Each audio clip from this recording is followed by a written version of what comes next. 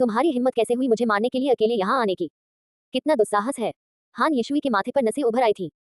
उसके प्रतिद्वंद्वी ने उसके सभी 10 शिष्यों को मार डाला था और अब उसे मारने के लिए वापस आने की हिम्मत कर रहा था। ऐसी निर्णायकता और शांति कुछ ऐसी थी जिसकी तुलना बहुत कम लोग कर सकते थे। आपने मुझे मारने के लिए अपने 10 शिष्यों को भेजा, इसलिए स्वाभाविक रूप से मैं इसे सहन नहीं कर सका। मैं आपको मारने के लिए यहाँ हूँ। ये फान एक सुनहरी चमक में लिपटा हुआ था। उसका पूरा शरीर कवच पहने युद्ध के सुनहरे देवता की तरह चमक रहा था। क्या तुम्हें लगता है कि तुम मुझे मार सकते हो? क्या तुम्हें लगता है कि तुम आत्मा के स्वर्ग को जीवित छोड़ सकते हो? हान यशुई का चेहरा पानी की तरह काला हो गया था। तुम्हें मारना मुश्किल नहीं है। मैं बस अपने कपड़े झाड़कर बिना किसी परेशानी के निकल जाऊंगा। ये फैन बेहद शांत था। हान यशुई हैरान और क्रोधित दोनों था। न केवल ये फैन आश्वस्त था, बल्कि वह उसे नीची नजर से भी देख रहा था। उसने ठंडे स्वर में कहा, तुम इतनी कम उम्र में ही इतने डरावने हो गए हो। अगर तुम्हें बड़ा होने दिया गया तो यान क्षेत्र में कौन तुम्हारे सामने झुक पाएगा? आज मैं कुछ ऐसा करूंगा कि तुम्हारा खात्मा हो जाएगा और मैं तुम्हें पालने में ही गला घोंट दूंगा। ये फैन ने हंसते हुए कहा, तुम मेरा गला घोंटना चाहते हो? सपने देखना बंद करो। मुझे पता है तुम क्या योजना बना रहे हो। तुम बस समय बचाने की कोशिश कर रहे हो। दुर्भाग्य से तुम्हें मौका नहीं मिलेगा। आज तुम्हारी मृत्यु निश्चित है। हान यशुई के चेहरे पर अचानक से बदलाव आ गया। उसका प्रतिद्वंद्वी उसे अकेले ही मारने आया था। ऐसी दृढ़ता और शांति ने उसके दिल में ठंडक पैदा कर दी।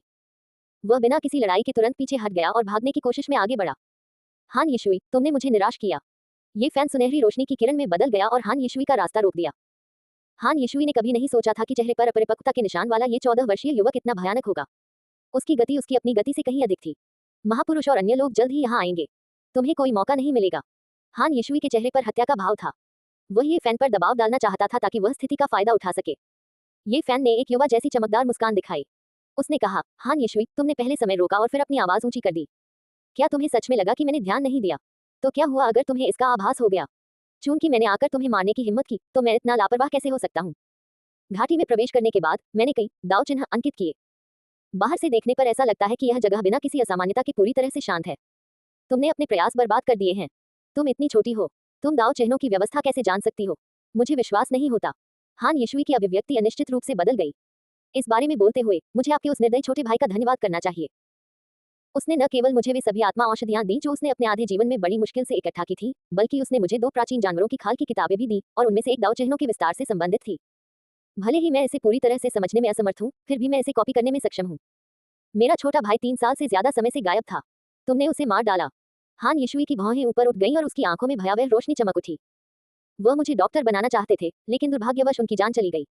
आज आप दोनों भाई फिर से मिल सकते हैं। छोटे कमीने, क्या तुम सोचते हो कि तुम मुझे इस तरह गुस्सा दिला सकते हो? आप इसका लाभ नहीं उठा पाएंगे। ये फैन ने अपनी मुस्कुराहट वापस ली और कहा, अब मैं तुम्हें अपने रास्ते पर भेजूंगा। उसने मुक्का मारा, जिससे शून्य कांप उठा। आसपास की सारी सार ऊर्जा सूख गई। उसकी सुनहरी मुट्ठी एक पहाड़ की तरह थी, जिससे दबाव का एक शक्तिशाली एहसास हो रहा था। ची। एल्डर हान ने सबसे पहले एक चांदी का रूलर निकाला। ये जल्दी से बड़ा हो गया और यह शुद्ध सफेद रोशनी से टिमटिमाने लगा। यह एक चांदी के ड्रैगन की तरह था जो ये फैन के सिर की ओर तेजी से बढ़ रहा था। फीका। ये फैन की सुनहरी मुट्ठी ने चांदी के रूलर पर जोरदार प्रहार किया, जिससे एक तीखी कचा ध्वनि उत्पन्न हुई। चांदी की रोशनी सभी दिशाओं में फैल गई और चमकदार चांदी का रूलर तुरंत मंद हो गया। पेंग ध्वनि के साथ ये हवा में बिखर गया। हान यशुई की पुतलियां तेजी से सिकुड़ने लगी। उसे अपनी आंखों पर यकीन करने की हिम्मत ही नहीं हुई। उसके प्रतिद्वंद्वी ने उसके शक्तिशाली खजानों में से एक को अपने हाथों से तोड़ दिया था। क्या यह अभी भी मुट्ठी थी? ये बस एक दिव्य हथियार के बराबर था। ये फान हवा के झोंके की तरह तेजी से आगे बढ़ा और सुनहरी लपटें ज्वार की तरह आगे बढ़ी। उसकी सुनहरी मुट्ठी बड़ी और बड़ी होती गई, अपने साथ एक अतुलनीय अत्याचारी शक्ति लेकर आई जिसने शून्य को कांपने पर मजबूर कर दिया। हान यशुई की अभिव्यक्ति में बहुत बदलाव आया। उसने कभी नहीं सोचा था कि इस स्तर का साधक अपने भौतिक शरीर से लड़ेगा और सीधे एक आत्मा खजाने का सामना करेगा। विशेष रूप से इस युवा को देखकर वह बहुत हैरान था। झनकार। उसके सामने एक हरी रोशनी चमकी और एक हरे रंग की ढाल दिखाई दी। ये हवा में फैल गई और जल्दी ही 4 से 5 मीटर की ऊंचाई तक बढ़ गई। ये धातु की चमक के साथ टिमटिमा रही थी, जो अतुलनीय रूप से मोटी और भारी लग रही थी, जिसने उसे अपने पीछे से ढक रखा था। धमाका। हालांकि हरी ढाल एक खजाना थी, फिर भी यह फैन को रोक नहीं सकी। उसकी सुनहरी मुट्ठी में एक राक्षसी प्रकृति थी, जिसमें अतुलनीय शक्ति थी। एक ही मुक्का से 4 से 5 मीटर लंबी मोटी ढाल तुरंत टूट गई। शक्तिशाली प्रभाव अजेय था। सुनहरी ऊर्जा एक प्रचंड नदी की तरह थी और हान यशुई तुरंत उड़ गया। उसके मुंह के कोने पर खून का निशान देखा जा सकता था। वह सदमे से भर गया। ये केवल मुट्ठी से उत्पन्न हवा थी। अगर उसे वास्तव में मारा गया होता तो वह परिणामों की कल्पना करने की हिम्मत नहीं करता। हान यशुई पीछे हट गया जैसे कि वह उड़ रहा हो। उसका शरीर प्रकाश से भर गया। एक हथियार परिशोधक के रूप में उसके पास हथियारों की बिल्कुल भी कमी नहीं थी। 9 गहरे काले रंग के अस्थि भाले बाहर निकले, जिससे धुंध में हलचल मच गई। वे भयानक रूप से काले थे, जैसे किसी शैतान के 9 पंजे, जैसे वे आगे की ओर बढ़े। ये फैन अपनी मूल स्थिति में खड़ा था, अपनी सुनहरी मुट्ठी को घुमा रहा था। उसके शक्तिशाली युद्ध कौशल ने उसके चारों ओर के स्थान को विकृत कर दिया, क्योंकि वह लगातार नौजेट काले हाथी के भालों से टकरा रहा था, जिससे झंझनाहट की आवाजें निकल रही थी। एक बहुत ही भयानक घटना घटी। आसमान में छाए काले कोहरे को सुनहरी मुट्ठी ने बलपूर्वक हटा दिया और साफ और चमकीला ब्रह्मांड सामने आ गया। 9 हड्डियों के भाले इंच इंच करके टूट गए और बारीक चूर्ण में बदल गए। वे हवा के साथ नीचे की ओर बह गए और पूरी तरह से टुकड़े टुकड़े हो गए। यह हान यीशुई अवाक रह गया। वह पूरी तरह से अवाक था। यह कोई साधारण साधक नहीं था। ऐसा अत्याचारी भौतिक शरीर यान क्षेत्र में अद्वितीय था। यह एक ऐसा आत्मिक खजाना था जो किसी भी हथियार से बढ़कर था। तुम्हारे पास और क्या खजाने हैं? उन्हें बाहर निकालो। मुझे अपने भौतिक शरीर की सीमाएं दिखाओ। तुम। हान यीशुई हैरान और क्रोधित था। उसके प्रतिद्वंद्वी ने उसे बिल्कुल भी गंभीरता से नहीं लिया, उसे कसौटी की तरह माना। बैंगनी रोशनी चमकी और उसके हाथ में एक बड़ा जाल दिखाई दिया। वह जल्दी से नीचे की ओर बढ़ा और जाल के भीतर एक बैंगनी 8 त्रिग्राम आरेख था जो अस्तित्व में आता जाता रहता था। इससे ये फैन की भौहें तन गईं। उसने दिव्य शक्ति के शक्तिशाली उतार चढ़ाव को महसूस किया और उसने लापरवाह होने की हिम्मत नहीं की। उसके शरीर के भीतर दिव्य शक्ति की लहरें उमड़ पड़ी। धमाका। ये फैन ने अपनी मुठ्ठियां घुमाई। उसके चारों ओर सुनहरी दिव्य लपटें जल रही थी और उसकी दिव्य शक्ति एक महासागर की तरह थी। ये पहले से कहीं ज्यादा शक्तिशाली थी और उसकी सुनहरी मुठ्ठियां अजेय थी। बैंगनी जाल तुरंत बिखर गया और प्रकाश की धुंध में बदल गया जो आकाश में गायब हो गया। हान यीशुई का चेहरा पीला पड़ गया था। यह उसके लिए बहुत बड़ा झटका था। वह कल्पना नहीं कर सकता था कि किसी व्यक्ति का भौतिक शरीर इतना अत्याचारी कैसे हो सकता है। ये सामान्य ज्ञान के विरुद्ध था। छोटे कमीने, तुमने वाकई मेरी उम्मीदों से बढ़कर काम किया है। इस समय हान यीशुई के हाथ में एक चमकदार चांदी का लौकी दिखाई दिया। ये कीमती रोशनी से जगमगा रहा था। उसने लौकी को हटा दिया और कहा, शायद अब इसे खत्म करने का समय आ गया है। चांदी का लौकी हवा में उड़ गया और तेजी से फैलकर एक छोटे पहाड़ के आकार का हो गया। लौकी का मुंह नीचे की ओर बढ़ा और एक धुंधली आभा बाहर निकली। उसका पूरा शरीर चमक से खिल उठा और वह आसमान में पड़े चांदी के पहाड़ जैसा लग रहा था। ये फैन को लगा कि कोई शक्तिशाली शक्ति उसे चीर रही है। उसके पैर तुरंत जमीन से उठ गए और वह चांदी के लौकी की ओर उड़ गया। ये समुद्र की आंख की तरह था जो आसपास की सारी आध्यात्मिक ऊर्जा को सोख रहा था और मूर्त वस्तुओं को निगलना शुरू कर रहा था। यह एक ऐसा हथियार है जिसे मैंने अपने जीवन के अधिकांश समय में परिष्कृत किया है। मुझे विश्वास नहीं है कि आपका भौतिक शरीर इसे रोक सकता है। मैं अपने शिष्य का बदला लेने के लिए आपको चूस लूंगा और खून में बदल दूंगा। आगे बढ़ो और प्रयास करो। ये फैन ने अचानक अपनी गति बढ़ा दी। उसका शरीर इंद्रधनुष में बदल गया और पलक झपकते ही वह लौकी के मुंह के सामने पहुंच गया। उसकी मुट्ठी आसमान में उठी और उसमें से तेज रोशनी चमकने लगी। उसकी सुनहरी मुट्ठी ने लौकी के मुंह को टुकड़े टुकड़े कर दिया। बूम। ये फैन का शरीर दिव्य धातु के टुकड़े की तरह चमक रहा था जिसे सैकड़ों और हजारों बार तपाया गया था। यह अविनाशी था। उसकी सुनहरी मुट्ठी से दिव्य लपटें फूटी जिसने सीधे चांदी के लौकी को नष्ट कर दिया। तुम। यह असंभव है। हान यीशुई का चेहरा मौत की तरह पीला पड़ गया था। वह अपने सामने मौजूद वास्तविकता को स्वीकार नहीं कर पा रहा था। मेरे पास तुम्हारे साथ बर्बाद करने के लिए समय नहीं है। हान यीशुई, मैं तुम्हें तुम्हारे रास्ते पर भेज दूंगा। मैं स्पिरिट रूइन पैराडाइज का एक बुजुर्ग हूँ। अगर तुम मुझे मार दोगे तो तुम्हारा अंतहीन पीछा किया जाएगा। अंत में तुम मौत से बच नहीं पाओगे। ये फैन ने हंसते हुए हान यीशुई की आवाज की नकल की। मैं एक साधारण मनुष्य हूँ। चूंकि तुमने मुझे मारने के लिए अपने 10 शिष्यों को भेजा है, इसलिए स्वाभाविक रूप से तुम्हारा शिकार किया जाएगा। तुम मौत से बच नहीं पाओगे। तुम। हान यीशुई की अभिव्यक्ति बदल गई। वह जानता था कि परिस्थितियां उसके खिलाफ थीं। यह युवक इतना दृढ़ निश्चयी था कि वह उसे अकेले मारने की हिम्मत नहीं कर सकता था। वह निश्चित रूप से यहाँ नहीं रुकेगा। तुम्हारा इरादा मुझे मार डालने का है, तो मैं अपने लिए ऐसी विपत्ति कैसे छोड़ सकता हूँ? अगले जन्म में एक अच्छा इंसान बनना। जैसे ही ये फैन आगे बढ़ा, हान यीशुई ने जल्दी से 8 खजाने निकाल लिए।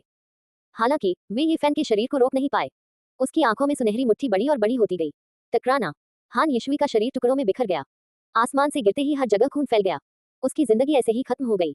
ये फैन जमीन पर उतरा और उसकी शक्तिशाली आभा धीरे धीरे गायब हो गई। उसका शरीर जो खजाने से चमक रहा था, धीरे धीरे अपनी सामान्य अवस्था में लौट आया। अब उसमें चमक नहीं थी। उसने घाटी में खोज की लेकिन उसे कुछ भी मूल्यवान नहीं मिला।